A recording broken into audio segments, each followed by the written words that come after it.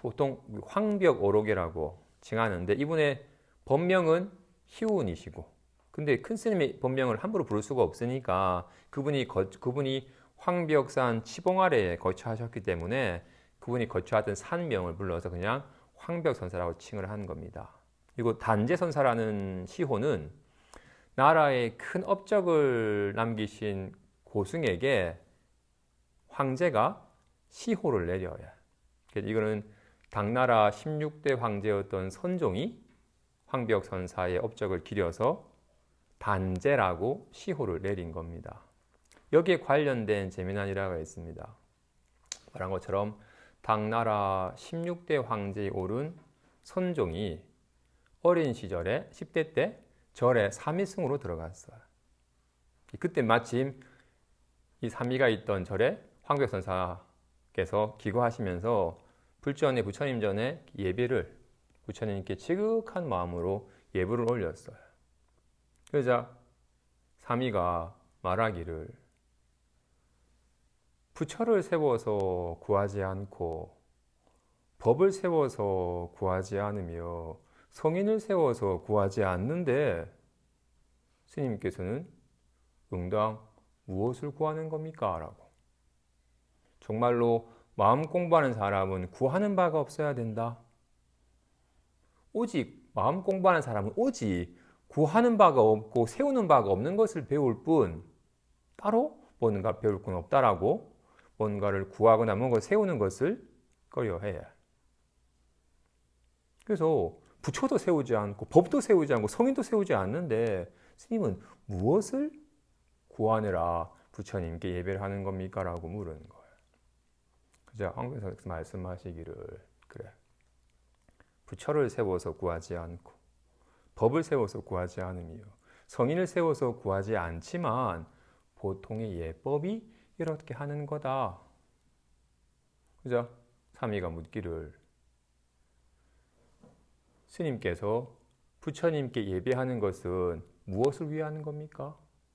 보통 예불 하는 것은 무엇을 위한 것입니까? 라고 묻자 스님께서 삼위를 한 대를 탁 때렸어요.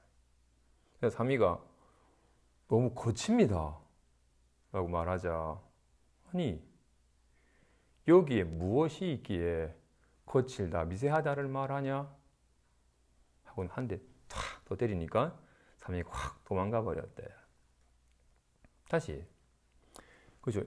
나름 그래도 어린 삼이지만 그래도 나름 선근은 있었나 봐요. 하지만 좀 말이 앞서긴 했죠. 말에 머물러서 말의 당처는 깨우치지 못한 채 그냥 말에만 의지하여 마음 공부하는 사람은 부처도 세워서 구하지 않고 특별한 법을 세워서 구하지 않으며 특별한 성인의 경지를 세워서 구하는 게 아니다 라는 말을 들었는데 스님께서 부처를 세워서 부처님께 예배를 하니까 스님은 뭐 부처를 세우고 뭐 특별한 걸 세워서 뭔가 구하는 바가 있는 거 아닙니까? 라고 물은 거야. 진실로 부처님께 예불을 하지만 무언가를 부처를 세우고 법을 세우고 성인을 세워서 구하는 바가 있어서 하는 건 아니다. 다만 보통의 예법이 이와 같이 하는 거다. 지금 스님이 예불을 하는 것은 무엇을 위하는 겁니까? 하는 말에 탁 때렸어.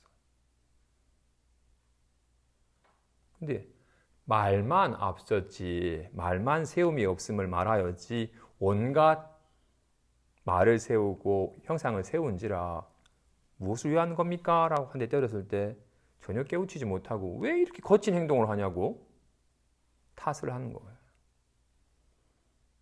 여기 뭐가 있길래 거칠다 미세하다를 논하냐 하고는 다시 한 대 때리자 도망을 가버렸대. 그리고는 세월이 지나서 중국 당나라 제16대 황제인 선종의 지위에 오르는 거예요. 황제가 되는 거예요. 어린 삼위가. 그리고는 황벽선사에게 시호를 내리는 인연이 되자 황벽선사를 생각하고는 옛날 기억 때문에 추행이라고 거친 행동을 하는 스님이라고 추행이라는 시호를 내리려고 했어요. 옆에 있던 재상이었던 배유가 옳지 않습니다.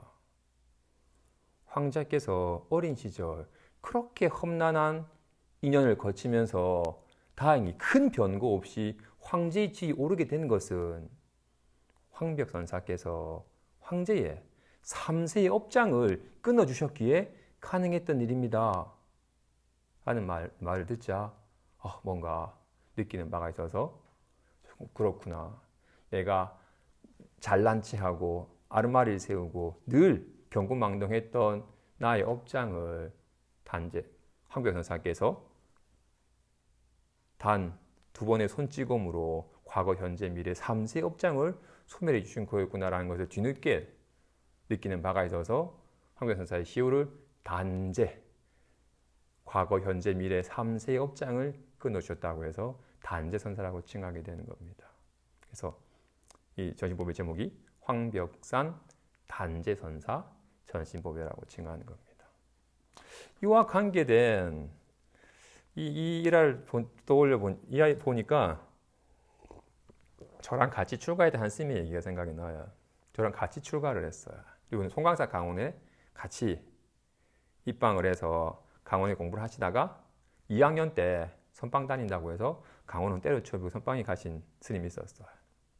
그분은 선발 몇 철을 다니고는 은사스님 절에 가서 산철 동안 은사스님 절에 가서 기거를 하는데 은사스님이 새벽 예불에 나와서 예불을 하시는데도 이 스님은 새벽 예불을 안 나오는 거예요. 이거는 아침 공양도 건너뛰어 버리고 3일 동안 절에 있으면서 예불을 안 하자 은사스님이 찾아갔어요. 야, 중이 절에 살면서 예불 안 하면 되냐? 새벽 예불에 나와라. 맞아? 스님이 스님, 부처님이 법당에만 계십니까? 제가 기거하는 방에도 계십니다. 저는 제 방에서 예불을 합니다. 라고 얘기를 하는 거예요. 안개도 이 은사스님이 들은 바가 있어요. 스님이 강원 다니면서 선오록에 빠져가지고 선사에 이런 시방이 부처가 없는 곳이 어디 있느냐.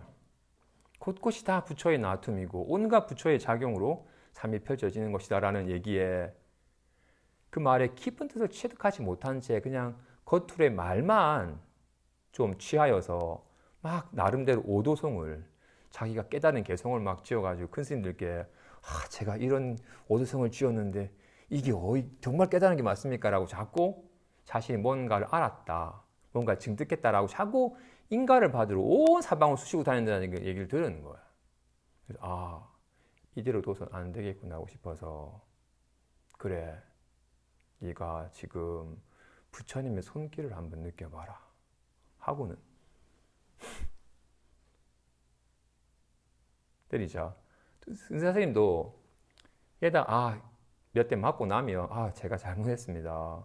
내일부터 예불 나오겠습니다 라고 말할 줄 알았는데 스님께서 네가 한번 부처님의 손길을 한번 느껴봐라 하고는 막 팼는데도 끝까지 참여를 안 하고 막 버티는 거야. 스님께서 약간 오버해서 패신 거야. 이거는 한 3년간 마음이 상해가지고 은사스님의 왕래를 끊으셨대. 그러다가 이제 한 3, 4년 지나면서 비로소 내가 그때 건너먹었구나. 부처라는 상을 세우지 않는다라는 말에 속아서 부처라는 상을 세우지 않는다라는 또 말의 상에 또 빠져가지고 했었구나. 그런 정말로 인간 삶 속에서 벌어지는 수많은 예법이 있는데 그런 것들이 다 의미가 있건만 내가 그런 것을 무시하는 모든 성품에만 마음을 둬가지고 인연따라 드러난 상을 내가 무시했구나라는 걸 알고는 한 3, 4년 지나서 은사스님께 찾아가서 제가 그때 너무 증상만에 빠져서 아르마리에 걸려서 제가 그때 너무 교만했었습니다. 제가 지금 스님께 늦었지만 참회를 드립니다. 맞아? 스님께서도 내가 그때 좀 부드럽게 이끌어줄 수도 있었는데 내가 너무 과격하게 된 건 나도 마음하고 좀 미안함이 있다. 하자. 아이고, 스님께서 그때 그렇게 안 깨우쳐 주셨으면 제가 아직까지도 그 상을 못 버렸을 겁니다 하면서 그렇게 이끌어주신 것이 제게 큰 도움이 되었습니다. 진짜 부처님의 자비한 손길이었습니다 하면서 진심 어린 참회를 하고는 지금 사회초기 지내게 되셨대요. 공부하는 사람들이 이렇게 중 때가 되지 아니할 때 선오록을 보면 좀 너무 부처님의 깨달음의 불조의 깨달음의 말을 듣고서 그 깨달음의 글을 읽고 이해하는 것으로서 아 이런 거구나라는 상을 세우고는 마치 본인이 걸림없는 부처인 양 막행막식하는 오를 범할 수도 있습니다. 주의해야 될 바입니다.